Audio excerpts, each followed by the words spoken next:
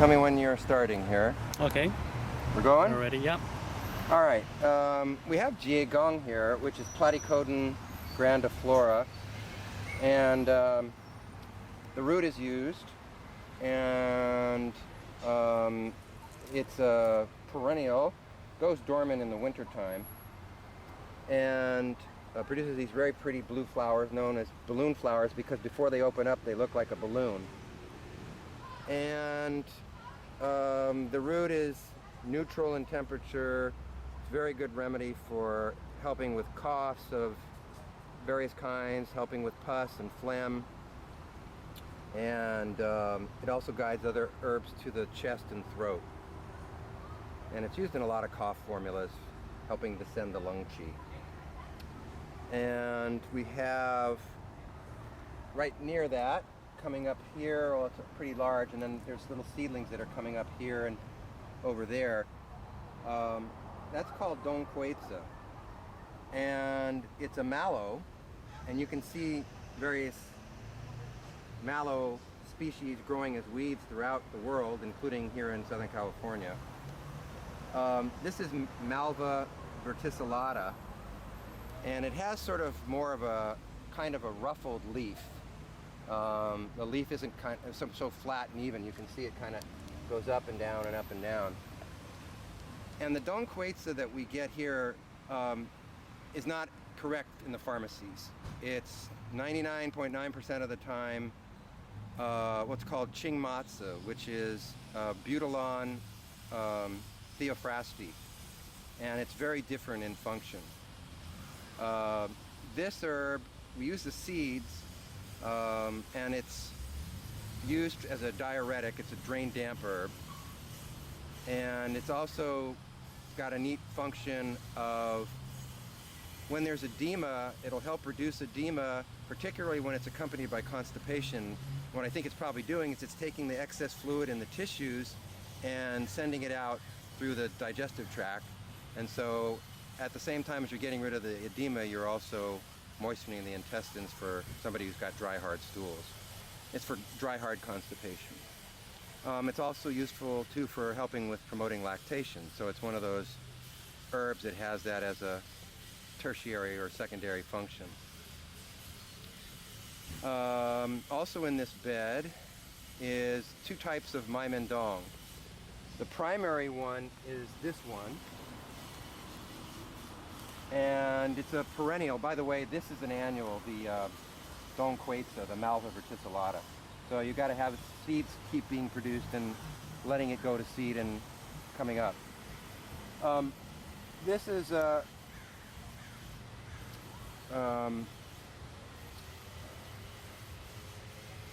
okay, so it's Mai Mendong. It's boy, my brain is just so fried. Can't remember the Latin name now, and it's just escaping me. It'll come back to me in a minute. The tubers are used of this. It has these roots that go on down and fine roots, and then on the ends of them are tubers. You have to dig down a ways in some of these plants to find the tubers. And they use the tubers for medicine. It's a yin tonic, really good for heart yin, lung yin, stomach yin. For the heart, it's calming, helps with sleep, agitation, restlessness, insomnia. It's cooling herb. For the lungs, it's good for when there's lung yin deficiency and coughs with yellow phlegm. And for the stomach, it can be good for when there's stomach heat and a lot of thirst, possibly dry constipation. And so it moistens the intestines. It also can be used with other herbs for acid regurg when there's stomach heat. Ophiopogon japonicus. The other one here that's used for Mai Mendong is a substitute. It's not really the primary species, and you can see it's a very different looking leaf, Yeah. much wider. Mm-hmm. It's Liriope and Platycladus, I think. Liriope platycladus. I can't remember the species name right now, but it's It's also called Coignet Maimendong. Coignet is wide leaf Maimendong. And it still has the properties, similar properties, but it's just not considered as effective. And again, it has the tubers that are attached to the fine roots that go down. It's a pretty ornamental. These both can be used.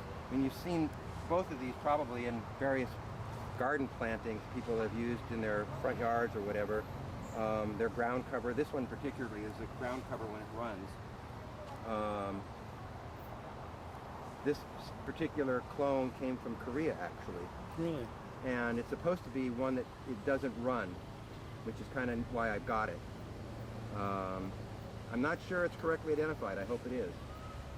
It looks to be right, but not 100% sure. We also have in here, there's some that's old. It's sort of drying out here now. It's got the end of its season. It's an annual as well as the Dongquetsa. Here's more new plant material. This is knotweed. It's Polygonum aviculari, bien shu, and it's an annual, although here it can almost grow as sort of a biennial because sometimes it'll stay alive for a season and a half or 2 seasons. And here's what it looks like dried, actually, which is what you'll see in the pharmacy. And you can see that it has joints. When you look at it, you know, in the pharmacy, it's sometimes hard to identify. It has joints and it has kind of little sheaths where the joints are. And that's a characteristic of a lot of polygonums. I mean, polygonum means many knees. So that a lot of the polygonums have a jointed appearance. The whole plant's used for medicine, and it's a diuretic. It's cold, and it's used for damp heat patterns where there's burning urination, difficult urination. It also has some benefits too as an antifungal. It can be used too as a minor herb, adjunct herb, with helping with damp heat patterns related to stones, kidney stones, bladder stones. And we have over there a running plant. It's dichondra. Anybody who's from the 60s probably recognizes that dichondra. But this is also used in Chinese medicine. And we have 2 other plants that are over here that I'll show you that are more primary than this one. This one's called Ma Ti Jin. It's dichondra, probably repens. And they use the above ground part of the plant. It's a perennial, and as I said, it runs. You can see the way it grows. It runs with these runners that go down maybe about, I don't know, 6 inches or so. And it has this shape. It's used as a remedy. I told you the name is Ma Ti Jin, but it's used for a primary remedy known as Jin Qian Sao, which is metal or gold coin herb, grass. And all the herbs that are used for this Jin Qian Sao, there's several, all have this similar shape, kind of this oval or rounded shape to their leaf.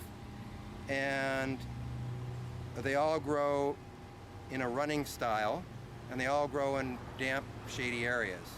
So there's something energetic clearly going on with that. And they're used for damp heat patterns, draining dampness, but particularly they're well known for helping with stones. Certain species that are used for this Jin Qian Sao are better for kidney stones, some are better for gallstones. So that's this one. We might as well look at the other ones that are used for that remedy here. So over here, this one's called Lian Qian Sao, also one of the ones used for Jin Qian Sao. And it's more used for kidney and bladder stones than the gallstones. Again, you can see that it's got that similar kind of shape to the leaf. It's a running plant, as you can also see here. And grows in shady areas, preferably moist areas.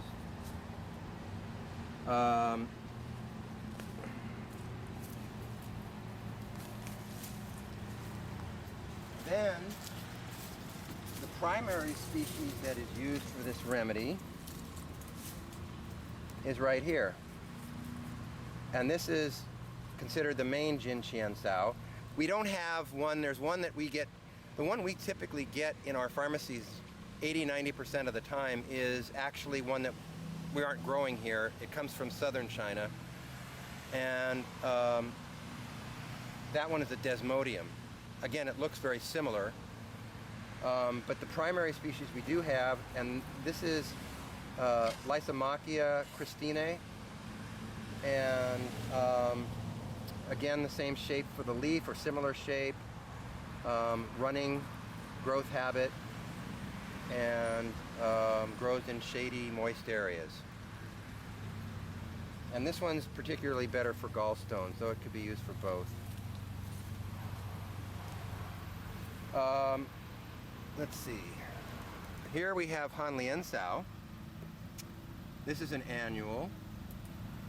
By the way, all of those three plants that I showed you for Jin Qian Sao are all perennials. This is an annual, and it's Eclipta prostrata. And they use the above ground part of the plant, and it's used as a yin tonic for the liver and kidneys. It's good for the eyes, good for, you know, joint soreness, particularly low back and knees when there's a yin deficiency that's causing it. It can be used for night sweats. It's a cooling herb. It also has some benefit for clearing some heat out of the blood. I use it with Baishao, the white peony, in high doses for helping a lot of times with heat in the blood that's causing skin problems, where there may be redness and dryness, flaking, itching, that kind of thing. And one way you can identify it, this is one of those grassy herbs that you know, can be hard to identify when it's dried. But one way you can identify it is you can see that it has almost kind of like a little sunflowery look to the seed pods once the flower has already formed. It gets these, and these will be found in the pharmacy material. Sometimes they're already dried. I mean, they're always going to be dried, but sometimes they're more in pieces, and sometimes they're all whole like this. And also, if you look really closely at the leaves and the stems, you would be able to see little white hairs on there. And when it dries, they almost look like little white threads or spots. So that's a way to identify it when it's dried material in the pharmacy. Let's see, what else is in here? Peony. This is Mudan pea, and it's a perennial. It's a woody plant, goes dormant in the winter time. And this one is Peonia rockii Phoenix White, which, according to some peony expert from China, is supposed to be one of the peonies that's used for Mudan pea. It's one of the correct ones. And we use the root, and all the peonies, they all are great herbs that act on the liver, act on the blood, act on yin. And Mudan pea is a clear heat, cool blood herb, and it helps with treating heat in the blood that can cause bleeding and cause petechia under the skin, which is bleeding under the skin. It also is good for helping with cooling, moving the blood. So when there's blood stagnation problems, particularly related to gynecological issues, liver, of course, controlling the gynecological issues. So, because again, like I said, it works on the liver quite a bit. It also has some benefit for clearing heat and fire and cooling fire. So it can be used for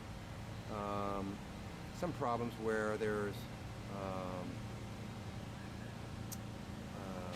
like swollen sore throat and fire toxins in the skin, that kind of thing.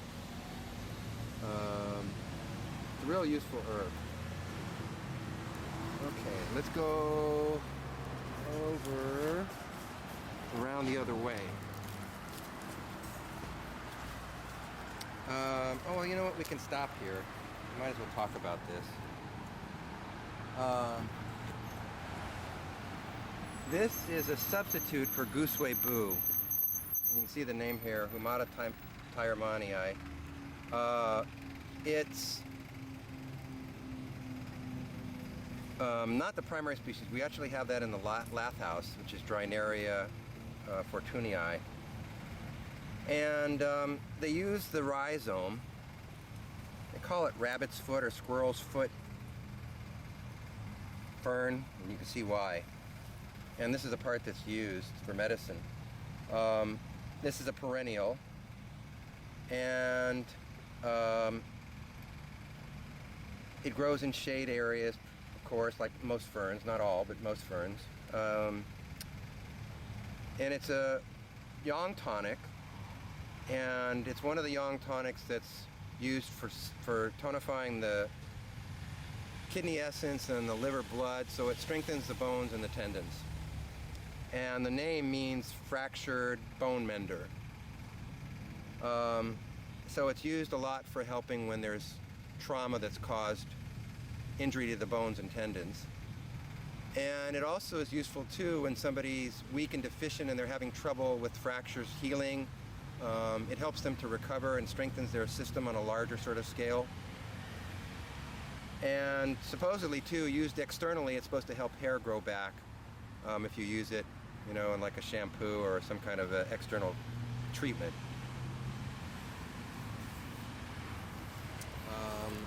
Okay, we can actually talk about, did we talk about Pugong Ying last time? I don't remember. No. Okay, so this is dandelion. It's supposed to be, I did put in here some that came from Beijing, and I think we kept it fairly pure, but I can't swear to that. This is Taraxacum. It's perennial.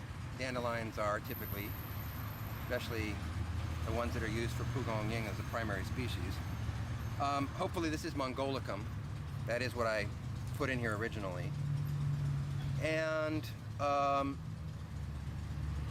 it's used as a clear heat relief toxin herb.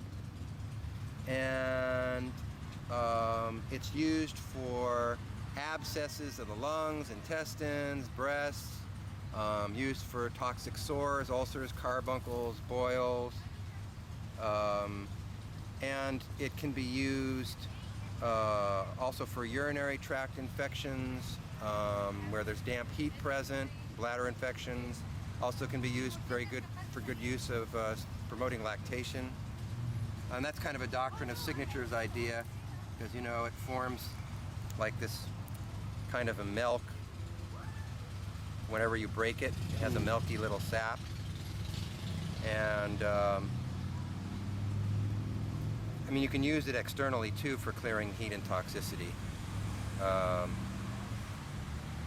Very good herb, of course, obviously in Western and Chinese medicine, Western herbal medicine. This is mint. This is a perennial. Prefers growing in moist areas.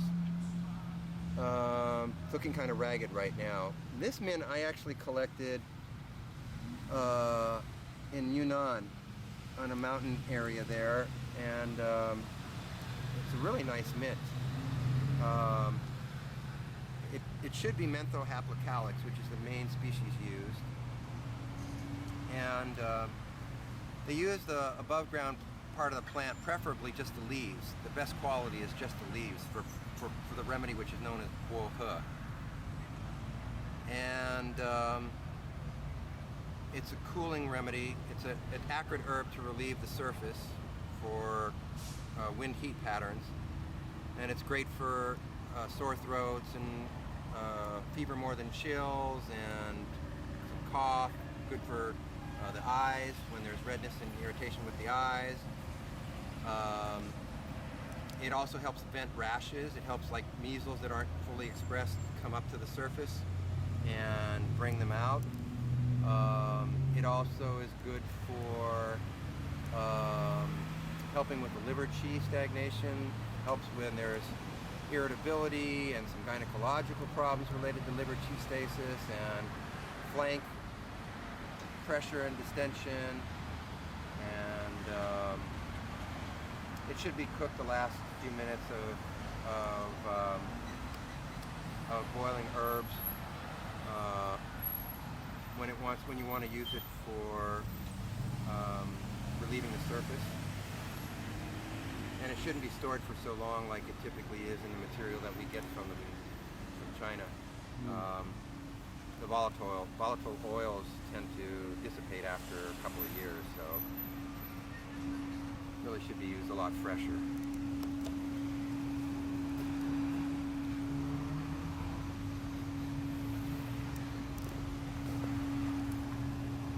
Yep, that's a good mint. It really is nice.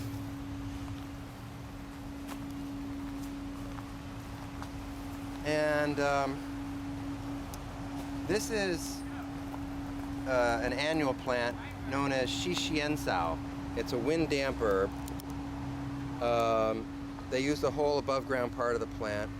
Again, the stuff that we typically get from China is Fangfengcao, which is Epimeridae indica, and it's a plant that's even in a different family. The Fangfengcao is a mint family plant. This is a Compositae or Asteraceae. And so we're not even getting the right plant, although Fangfengcao does have some benefits for wind damp treatment, but still it's not the same plant.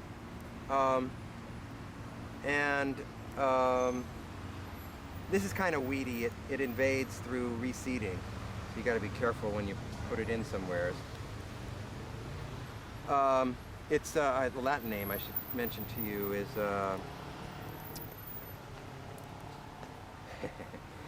yeah, it's gonna be one of those days. Sigisbeckia orientalis. Sigisbeckia orientalis. And it's used for wind damp heat more often. I mean, you can combine it with other herbs for wind damp cold, but used for wind damp heat patterns and bee obstruction, and helps open up channels. And it's also used too for, can be useful too for calming the spirit and irritability. There's something else I'm forgetting. Like I said, my mind is fried lately. So let's move on though. Hang on for 1 second. Can you just turn it off for a sec? Yep. All right, so right here we have a ginger family plant. It's trying to survive. Oh, I got a couple things I can talk about here. This is a species of amomum, and I'm not sure which one it is. It's either, it could be Xanthioides, it could be compactum, it could be villosum, and there's even another possible one. I'm not sure what it is. We had a name once for it, but tag got lost. The plant's a perennial, and it likes subtropical or tropical temperatures, but it survives here. And the seeds are used as a medicine called shahren. And it's an aromatic herb to dry damp, warming herb. And it's used for helping stimulate appetite and good for when there's problems with digestion affecting the stomach and there's cold that makes it worse. There could be nausea, vomiting, diarrhea, indigestion, as I said, poor appetite. It's also used too for helping digest hard to digest herbs like some minerals and things like that. You can put it in with a formula for that purpose. And it's also used for calming the fetus and can be used for morning sickness as well, safely, for nausea and vomiting with morning sickness. So that's shahren. Right here with the purple flower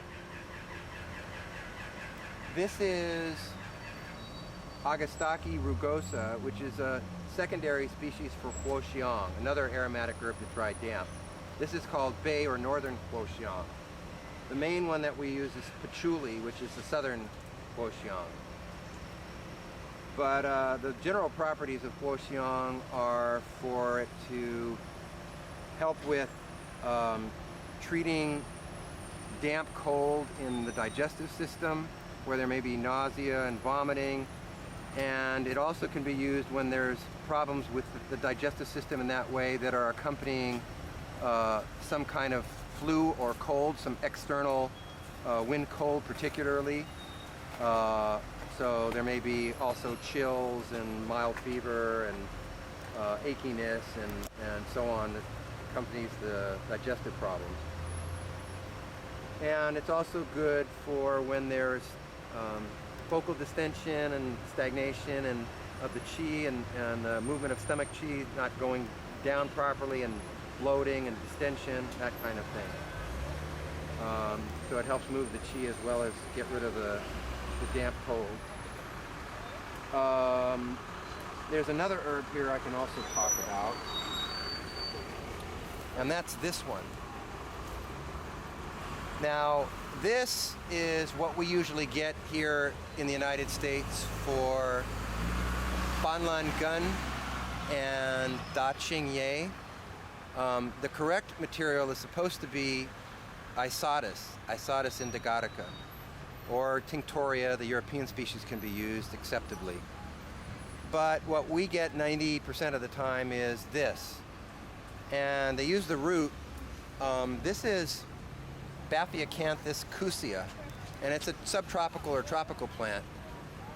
Very different from Isotis, not in the same family. It's a perennial. Isotis is a biennial. This has got a sort of semi-woody-like stem, and Isotis is more like a dandelion the way it grows. Anyways, it's not the correct material. It's not as effective.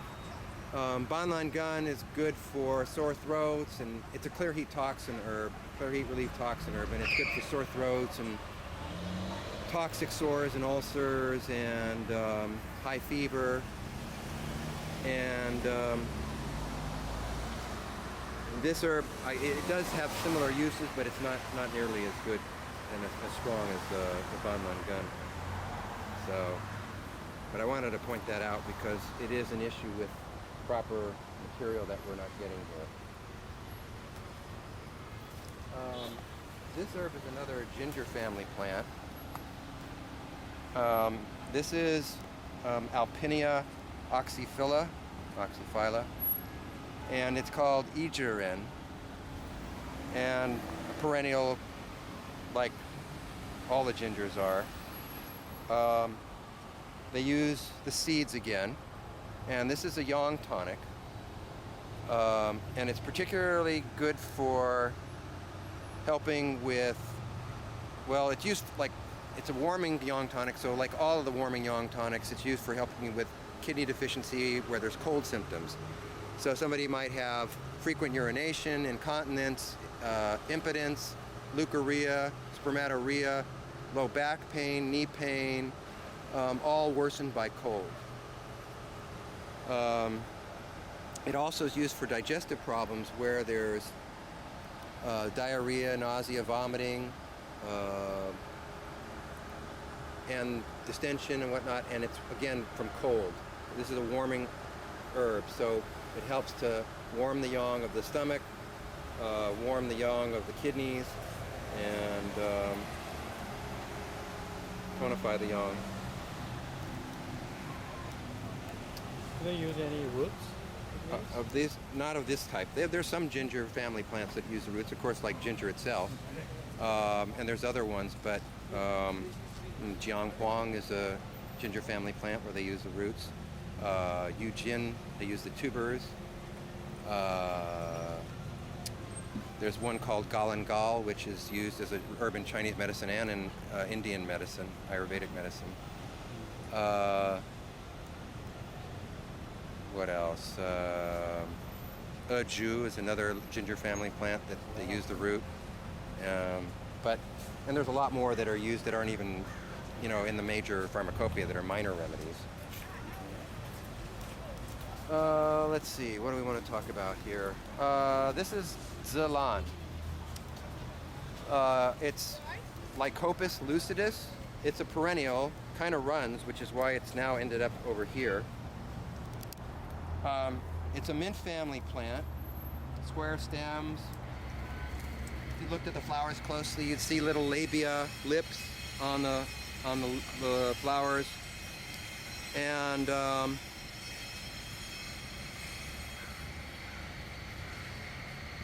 it does go dormant in the wintertime, though. It's not a woody plant. It's herbaceous.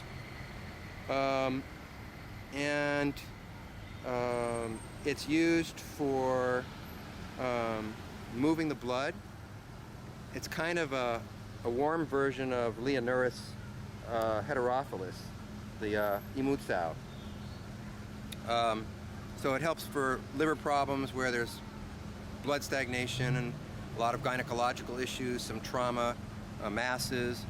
And it also has some benefit, just like imutsao, of being a diuretic too when you use enough of it.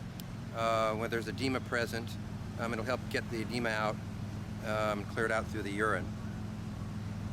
And they use the stems and leaves.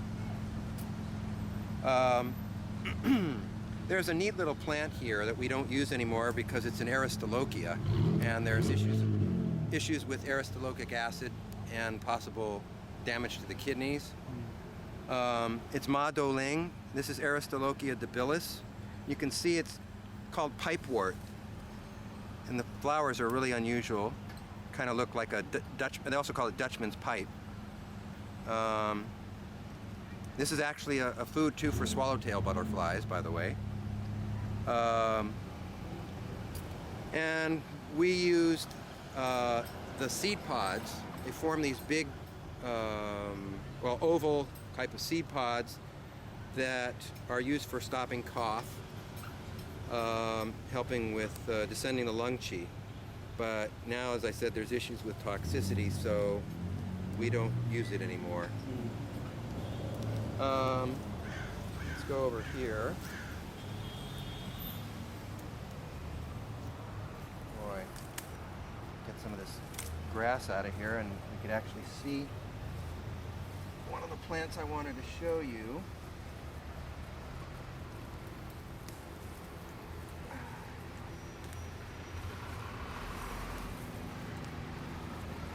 See the little pink flowers here? Mm-hmm.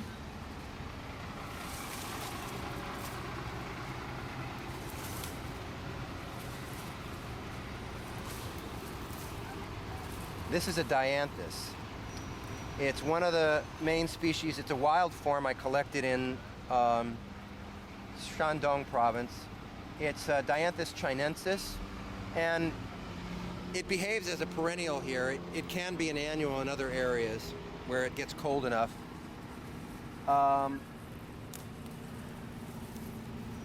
It's a pretty little ornamental thing. We use the whole plant, the whole above ground part of the plant. And it's used as a diuretic. It's a drain damp herb. It's a cold herb. Used for helping with bladder infections, damp heat, we stay in the lower burner, bladder and urinary tract infections, and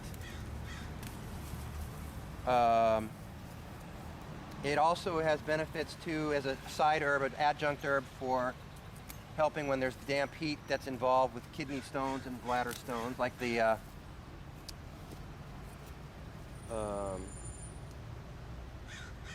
Bienshu that I was talking about, the knotweed back there. And it's also used too for helping move the blood a little bit for menstrual problems where there's blood stagnation. It can be beneficial in that regard too. Okay, let's go on to this herb. This is Ziziphus. Now we have big ones over there that are Ziziphus jujuba, and that's the big red dates that you can eat that are used for food and medicine.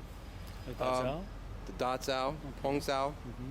But this is Ziziphus spinosa, or jujuba variety spinosa.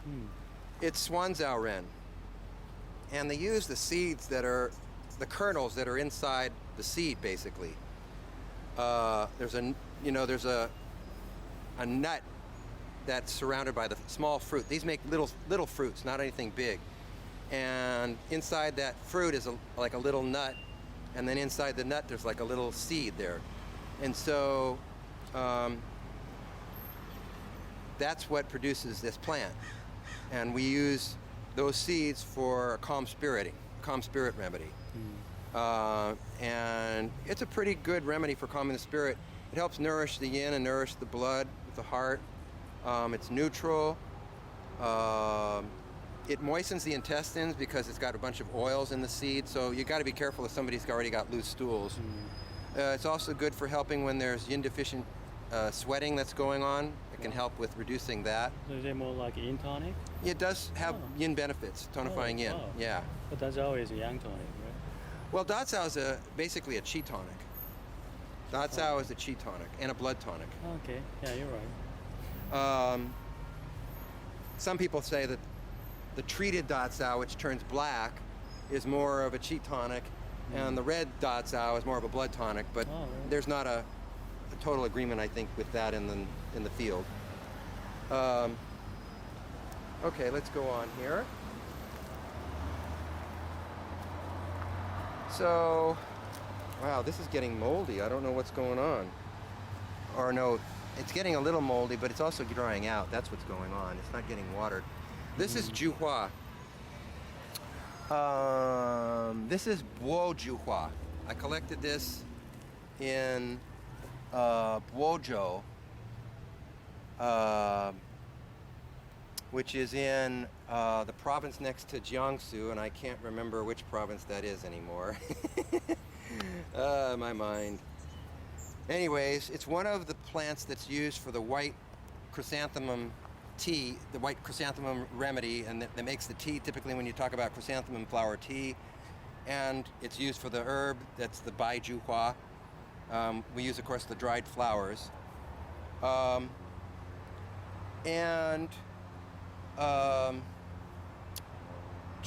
the white flower juhua, it's a perennial, by the way, and it kind of gets a little invasive. It kind of moves over and spreads a little bit. It's easy to take care of and clean up, but it's a bit aggressive if you're planting it near other plants. The white flower juhua, it's great for treating wind heat. It's in the category of acrid herbs to release the exterior for wind heat. It is a cooling herb, and it's used for wind heat patterns where there's fever more than chills, and achiness, and some cough, and some sore throat, that kind of thing. And then it's used also for treating the liver. It can be used for liver wind patterns. It can be used for liver heat, wind heat, where there might be eye irritation. It's very good for the eyes. Helps clear the eyes of the wind heat. It can be used for headaches on the temples, irritability, red face, that kind of thing. Yeah. Now there's something interesting going on here, which I'm very surprised about. This is gualo.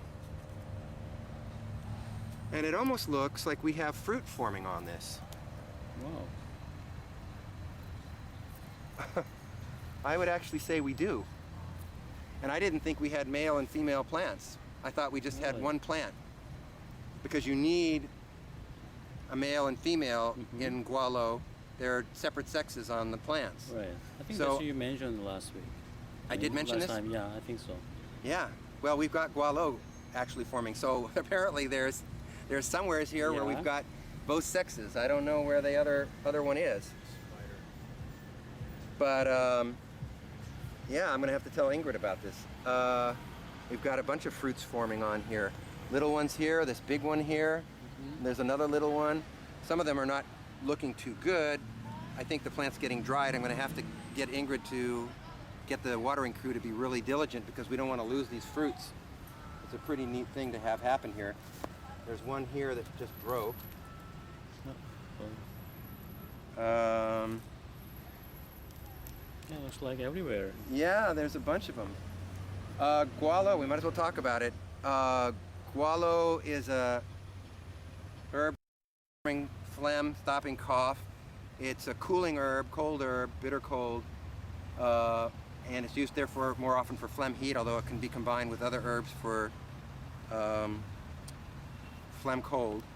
The fruit is used, the whole fruit with the seeds. Although you can use just the seeds, which is gualo ren. The whole fruit is called chuen gualo. And the outer part of the fruit is called gualo pea. Altogether, the whole fruit with the peel and the seeds and the flesh of the fruit, that's generally going to help with phlegm heat in the lungs, cough, with yellow or green phlegm, helps open up the lungs and descend the lung qi. Can be used for that tight sensation when somebody's got a chest cold or bronchitis. And it also has some benefit too for constipation where there's dry stools because the seeds can moisten the intestines. So if you use the seeds more, then you're going to get more moistening effect, and it'll help more with dry cough and help with intestinal dryness. If you use the pea, the peel, the outside part of the fruit, thanks, it will help more with opening up the chest and descending the lung qi, dispersing the lung qi. Okay, let's hang on a second here. Let's take a break. I want to call Ingrid about this.